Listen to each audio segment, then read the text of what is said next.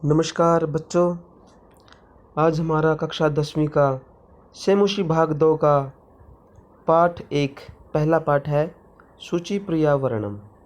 अर्थात सूची पर्यावरणम हमारा पर्यावरण शुद्ध हो। यह हमारा सेमुशी भाग 2 का पहला पाठ है। इसका आज हम अनुवाद करेंगे। प्रथम पाठ अयम पाठ है आधुनिक संस्कृत कवि हरिदत्त शर्मण है लसल लतिका इति रचना संग्रहात संकलितो अस्ति। यह पाठ आधुनिक संस्कृत कवि हरिदत्त शर्मा द्वारा रचित लसल लतिका, ये रचना का नाम है। लसल लतिका इस रचना संग्रह से संकलित है। अत्र कवि महानगराणाम यंत्राधिक्येन प्रवर्धित प्रदूषणोपरि चिंतित मनः दृश्यते। यहाँ पर कवि महानगरों में मशीनों की अधिकता से बढ़ते प्रदूषण से चिंतित दिखाई देते हैं। सह कथ्यति यद इदम लोह चक्रम शरीरस्य मनश्च शोषकम अस्ति। कवि कहता है कि जो ये लोह चक्र मशीनों का जो बढ़ती मशीनें हैं, इससे शरीर और मन दोनों का शुष्क निश्चित है। अस्मादेव वायुमंडलम मलिनम भवति। इसके कारण ही हमारा जो वायुमंडल है वह बहुत प्रदूषित हो रहा है। कवि महानगरीय जीवनात् सुदूरम नदी निर्जर वृक्ष समूहम लता कुंजम पक्षी कुल कलरव कुज्जितम वन प्रदेशम प्रति गमनाय अभिलषति। इसी कारण कवि महानगर के जीवन से दूर जाकर नदी निर्जर वृक्षों के समूह हैं, लताओं के समूह हैं, पक्षियों के शोर, ऐसे वन प्रदेश के प्रति जाने की इच्छा जताता है।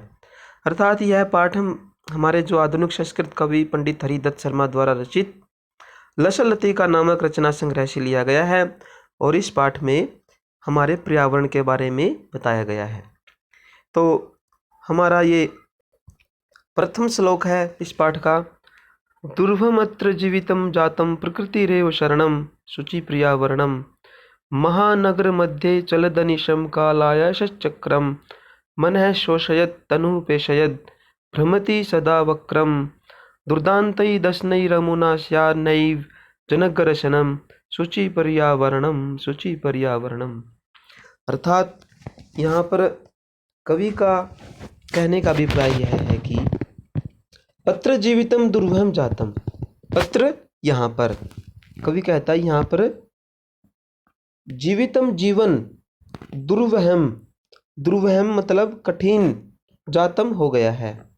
यहाँ पर जीवन कठिन हो गया है। शुचि पर्यावरणम प्रकृति एव शरणम। शुचि पर्यावरणम शुद्ध पर्यावरण के लिए प्रकृति एव, प्रकृति ही जमा एव, यहाँ पे विसर्गों को रह हो जाने से विसर्ग संधि है, प्रकृति रेव हो गया। प्रकृति ही जमा एव, प्रकृति रेव शुद्ध पर्यावरण के लिए प्रकृति ही शरणम शरण है, अर्थात सहारा है। शुद्ध पर्यावरण के लिए प्रकृति ही एकमात्र सहारा है। महानगर मध्य कालायश चक्रम अनिशम चलत। महानगर मध्य, महानगरों के मध्य में, महानगर जो बड़े बड़े शहर महानगर हैं, इनके बीच में, इनके मध्य में कालायश चक्रम, कालायश चक्रम का लोहे का चक्र, जो मशीनी युग है, जो मशीनों की संख्या बढ़ रही है, उसके कारण लोहे का जो चक्का है वह चलद अनिशम, अनिशम होता है दिन रात, चलत चलता है, चल रहा है। महानगरों के मध्य में लोहे का जो चक्का है वह दिन रात चल रहा है। और इसी कारण मन शोषयत तनु पेशयत सदा वक्रम भ्रमति ही। मन शोषयत, मन है मन को शोषयत सुखाते हुए, तनु पेशयत, तनु होता है शरीर, शरीर को पेशयत पीसते हुए, सदा हमेशा वक्रम भ्रमति ही, वक्रम टेढ़ा, वक्रम का अर्थ होता है टेढ़ा, भ्रमति भ्रमण कर रहा है अर्थात घूम रहा है। अर्थात यह जो मशीनों का चक्का है मन को सुखाते हुए, शरीर को पीसते हुए टेढ़ा घूम रहा है। अमुना दुर्दान्तई दशनई जनगरशनम न एव स्यात्। अर्थात अमुना इसके, इस मशीनी युग के कारण इसके दुर्दांत भयानक, दशनई का अर्थ होता है दांतों से, और दुर्दांतई भयानक। इसके भयानक दांतों से जनग्रशनम जनग्रशनम मानव विनाश न नहीं एव ही स्यात् हो रहा है। इसके भयानक दांतों से मानव विनाश ही हो रहा है। अर्थात कवि कहता है कि भाई इसके मशीनी युग के कारण मनुष्य का कहीं विनाश न हो जाए, इसलिए शुचि पर्यावरणम, हमारा पर्यावरण शुद्ध होने के लिए प्रकृति रेव शरणम, एक प्रकृति ही एकमात्र सहारा है। अर्थात पहले श्लोक को हम इसका सरलार्थ दोबारा से देखेंगे। इसका हिंदी सरलार्थ यह है कि अत्र जीवितम दुर्भम जातम, यहाँ पर जीवन कठिन हो गया है। शुचि पर्यावरणम प्रकृति एवं शरणम, शुद्ध पर्यावरण के लिए प्रकृति ही एकमात्र सहारा है। महानगर मध्य कालायश चक्र मनीषम चलत, महानगरों के मध्य में लोहे का जो चक्का है वह दिन रात चलता रहता है। और वह मन शोष्यत तनुपेशयत सदा वक्रम भ्रमति ही, मन को सुखाते हुए शरीर को पीसते हुए हमेशा टेढ़ा घूम रहा है।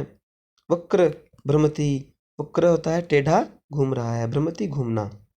अमुना दुर्दांतई दशने जनग्रशनम न एव स्यात्, इसके भयानक दांतों से मानव विनाश ही हो रहा है।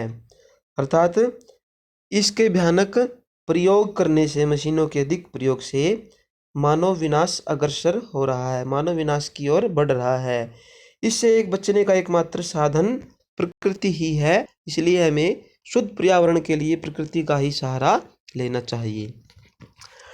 इसके बाद जो हमारा दूसरा श्लोक आता है, कज्जल मलिनम धूमम मुंचति सतशक्तियानम वाष्पयानमाला संधावति वितरन्ति ध्वानम यानानां पंक्त्यो हि अनंता कठिनम संसरणम शुचि पर्यावरणम, शुचि पर्यावरणम। कज्जल मलिनम, अर्थात यहाँ पे कज्जल मलिनम का अर्थ है काजल की तरह मलिन, मलिन मतलब काला, काले रंग का। धूमम मुंचति ही, धूमम मुंच, धूमम धुआं, मुंचति छोड़ता है। सतशक्तियानम, सत होता है सैकड़ों, शक्तियानम मोटर गाड़ियाँ, अर्थात सतशक्तियानम सैकड़ों मोटर गाड़ियाँ। कज्जल मलिनम, काजल के समान मलिन, अर्थात काजल के समान काला, जो आंखों में काजल डालते हैं उसका रंग काला होता है, इसलिए कज्जल मलिनम काजल के समान मलिन। धूमम मुंचती, धुआं छोड़ती है। सैकड़ों मोटर गाड़ियां काजल के समान काला धुआं छोड़ती है। वाष्पयान माला ध्वानम वितरंती संधावती, वाष्पयान माला, वाष्पयान माला का अर्थ है रेलगाड़ियां, रेलगाड़ी की पंक्तियां, माला पंक्तियां, वाष्पयान रेलगाड़ी की पंक्तियां। ध्वानम, ध्वानम ध्वनि, ध्वनि अर्थात कोलाहल, शोर। ध्वानम संधावती ही, शोर करती हुई चलती है। रेलगाड़ियों की पंक्तियां कोलाहल करती हुई, शोर करती हुई चलती है। अनंतः याना नाम पंक्ति है, अनंतः अनेक, असंख्य, याना नाम गाड़ियों की, यान का अर्थ है गाड़ियाँ, याना नाम गाड़ियों की जो पंक्ति हैं, पंक्तियाँ हैं। संसरणम कठिनम, उनके कारण संसरणम चलना भी कठिनम कठिन हो गया है। अर्थात जैसे हम कभी कहीं बाजार में चले जाते हैं, वहाँ पर इतनी गाड़ियाँ नज़र आती है, कभी कभी तो पैदल चलना भी वहाँ पर मुश्किल हो जाता है। तो कवि का अभिप्राय यही है कि जो सैकड़ों मोटर गाड़ियाँ काजल के समान मलिन काला धुआं छोड़ती है, और रेलगाड़ियों की जो पंक्तियाँ हैं वो कोलाहल शोर करती हुई चलती है।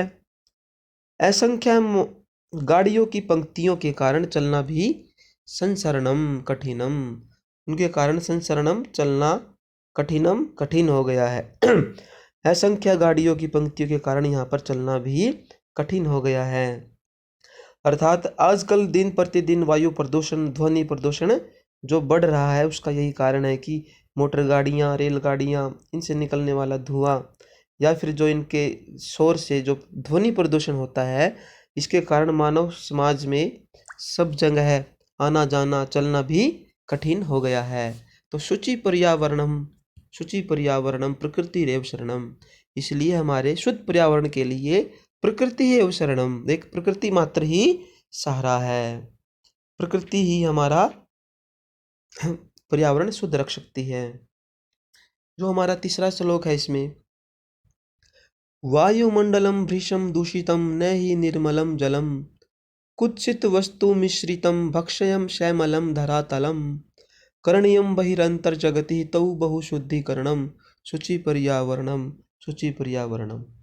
अर्थात वायुमंडलम दूषितम, वायुमंडल जो हमारा वायुमंडल है, दूषितम दूषित हो गया है, न ही निर्मलम जलम, भृशम होता है अत्यधिक, जो हमारा वायुमंडल है वह बहुत अधिक दूषितम दूषित हो गया है, प्रदूषित हो गया है।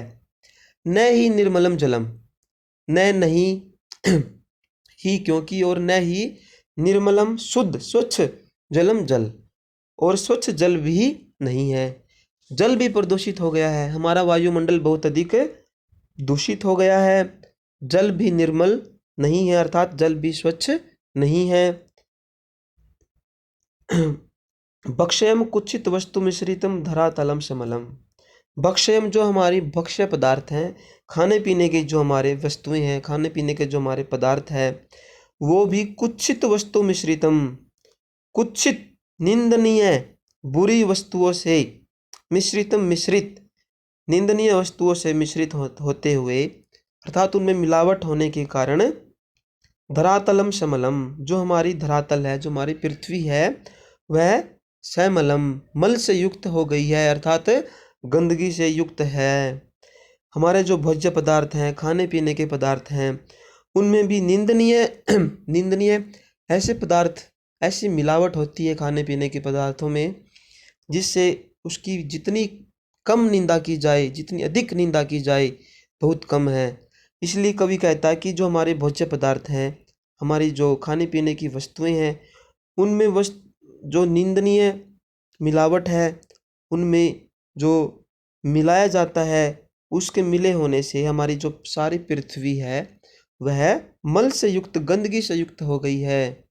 इसलिए कवि कहता है अंतर्जगति बहुशुद्धिकरणम, अंतर्जगति ही आंतरिक जगत की, जो हमारा आंतरिक जगत है, यह संसार है, इसकी बहुशुद्धिकरणम, बहुत अधिक शुद्ध करने की आवश्यकता है।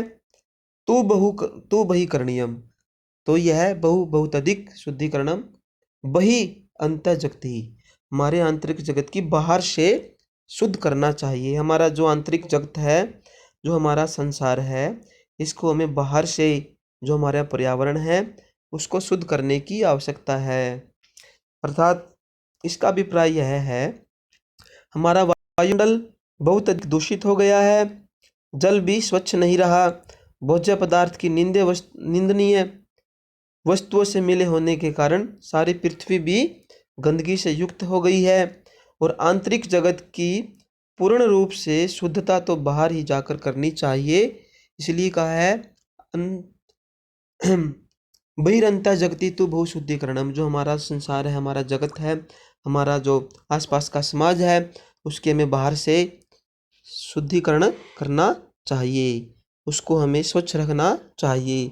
इसलिए कवि कहता है कि शुचि पर्यावरणम शुचि पर्यावरणम, जो हमारा पर्यावरण है उसको शुद्ध करने के लिए प्रकृति ही एकमात्र सहारा है। चतुर्थ श्लोक है यहाँ पर कंचित कालम नयः मामस्मा नगरात् बहुदूरम प्रपश्यामि ग्रामांते निर्जर नदी पयः पूरम एकांते कांतारे क्षणमपि मे शयात् संचरणम शुचि पर्यावरणम शुचि पर्यावरणम। कवि कहता है कि कंचित कालम, कंचित कुछ समय के लिए, कुछ देर के लिए, कुछ समय के लिए, माम मुझे, अस्मात् नगरात्, माम प्लस अस्मात् प्लस नगरात्, इसलिए माम अस्मात् नगरात्, यहाँ पे ये संधि विच्छेद करने पर माम प्लस अस्मात् प्लस नगरात्, ये इसका संधि विच्छेद हो जाएगा। कवि कहता है कुछ समय के लिए मुझे, माम मुझे, अस्मान इस, नगरात इस नगर से, बहुदूरम बहुत अधिक दूर, नयः ले जाओ, कुछ समय के लिए मुझे इस महानगर से बहुत अधिक दूर ले चलो। अर्थात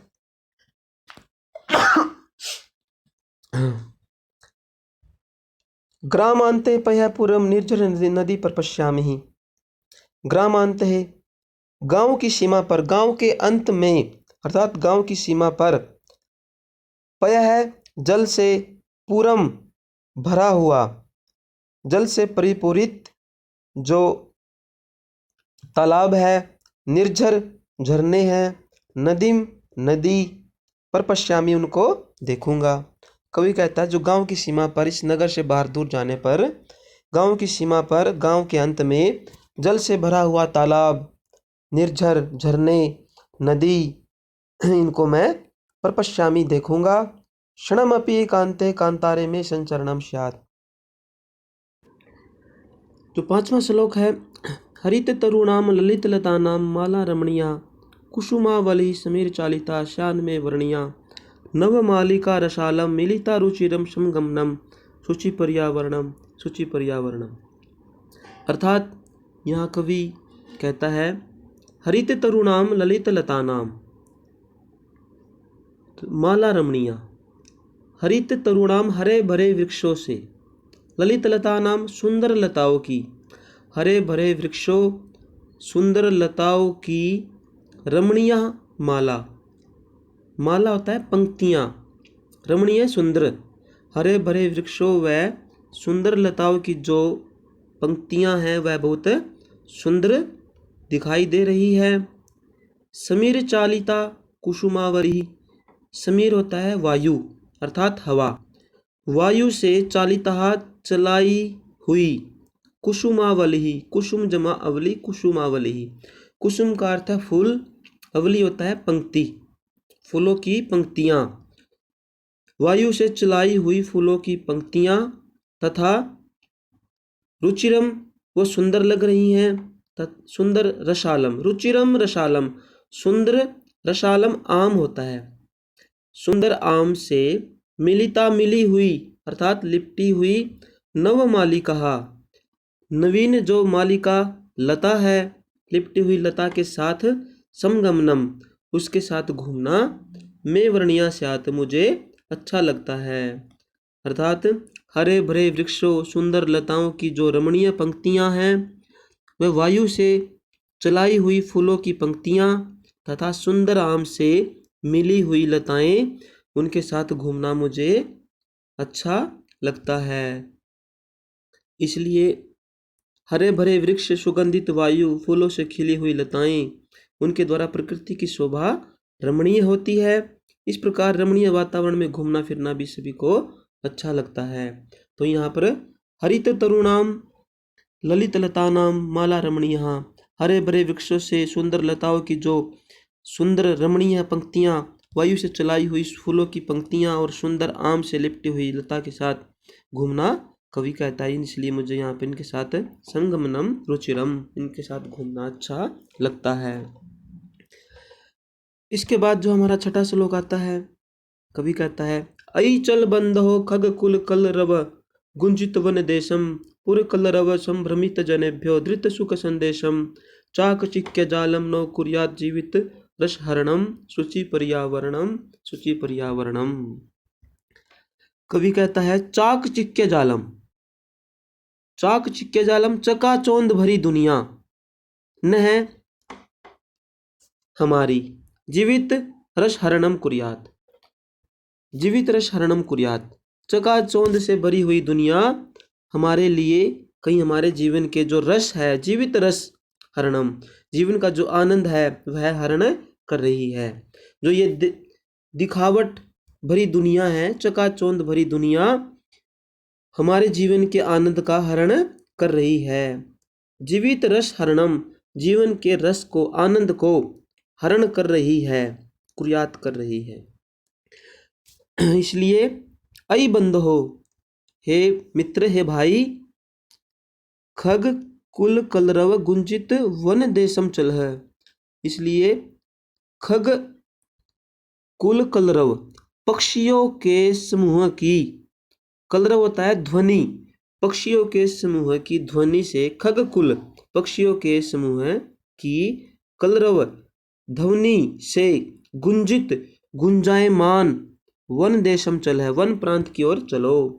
पक्षियों के समूह की, जहाँ पर बहुत सारे पक्षियों के गुंजायमान की ध्वनि कानों में सुनाई दे, ऐसे ध्वनि से गुंजायमान वन की ओर, वन प्रांत की ओर चलो।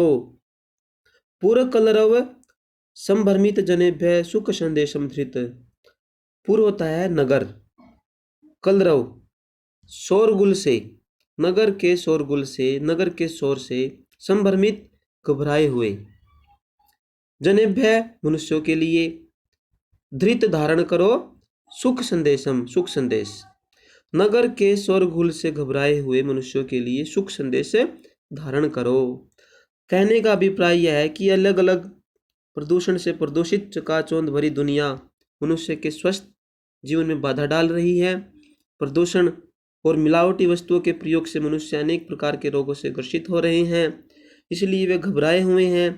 ऐसे मनुष्यों को सुख शांति की प्राप्ति प्राकृतिक वातावरण में ही हो सकती है, इसलिए कवि उन मनुष्यों को पक्षियों की ध्वनि से शोभायमान वन प्रदेश में चलने का संदेश दे रही है। शुचि पर्यावरणम प्रकृति रेव शरणम, हमारा पर्यावरण शुद्ध कब होगा? एकमात्र प्रकृति उसके लिए सहारा है। प्रस्तुत पाठ का जो अंतिम श्लोक है, 7वां श्लोक, प्रस्तरतले लता तरु गुल्मा नो भवन्तु पिष्टा, पाषाणी सभ्यता निसर्गे स्यात् न समाविष्टः, मानवाय जीवनम कामये नो जीवन मरणम, शुचि पर्यावरणम शुचि पर्यावरणम।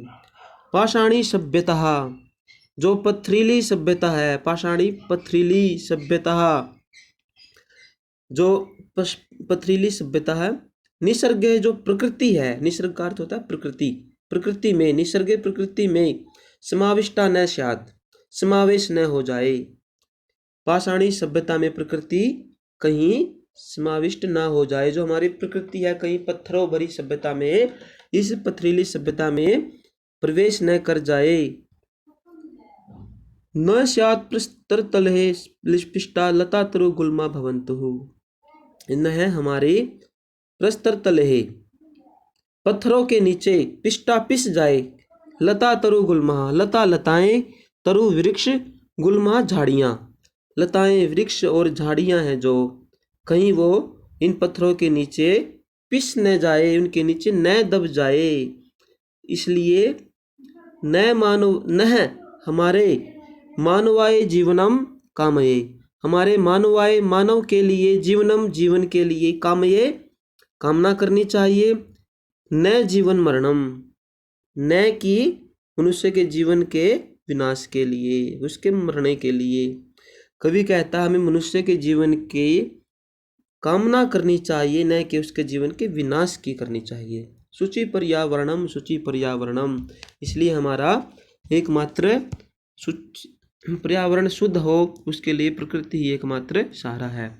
7वें श्लोक का हम पुनः एक बार फिर देखते हैं सरलार्थ। पथरीली सभ्यता, उसी प्रकार से कहीं जो हमारी जो पथरीली सभ्यता में प्रकृति समावेश न कर जाए, जो हमारी प्राकृतिक वातावरण है, जो हमारा नेचुरल चीज़ें होती हैं, कहीं वो इस पथरीली सभ्यता के नीचे न दब जाएं।